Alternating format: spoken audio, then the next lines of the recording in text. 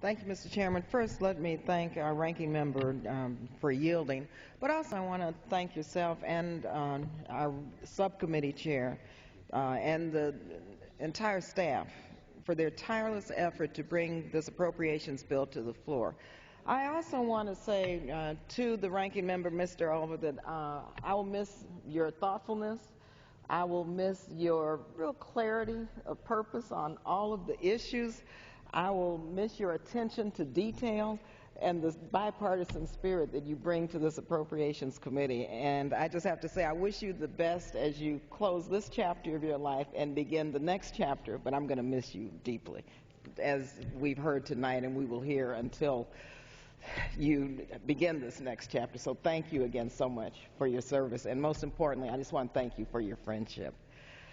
Yes, as a member of the Appropriations Committee, I really understand the constraints which we have been working under, but I cannot support the inadequate suballocation in this bill.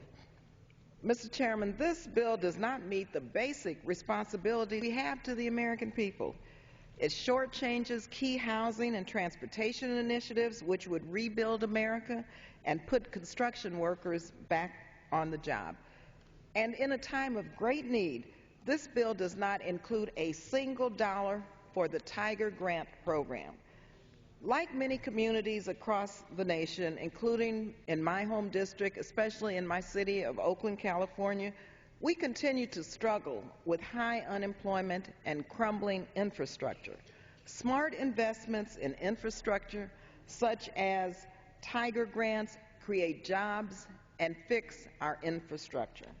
Tonight, Congresswoman Maxine Waters will offer an amendment to add $500 million in Tiger funding.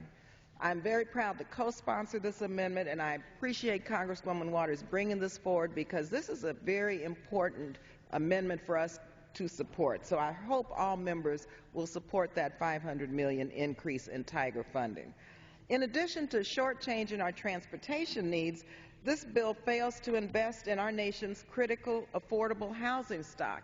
And I know the chairman and Mr. Over remember in committee, I tried to begin the debate on increasing the project-based Section 8 voucher program because landlords and developers and tenants are going to be shortchanged if we don't fix this. Hopefully that amount will be increased in the Senate. Now, in the middle of a housing emergency, gutting support for affordable housing for our nation's seniors, the disabled, families and children, that's just plain wrong. Republicans supported bailouts to Wall Street, but even the smallest programs to help families on Main Street like choice neighborhoods and sustainable communities, those initiatives are completely zeroed out. This bill fails to fund the National Affordable Housing Trust Fund, which Senator Sanders and myself initiated when we both were on the Banking Committee many years ago. May I have an additional 30 seconds, please? I yield an additional 1 minute to the Gentlelady is recognized for 1 additional minute. Thank you very much. This bill, as I said a minute ago, this fails to fund the National Affordable Housing Trust Fund. Very important initiative. Senator Sanders and myself, we initially put forth this idea when we were both on the Banking Committee. And this was an excellent idea. It was an excellent bill.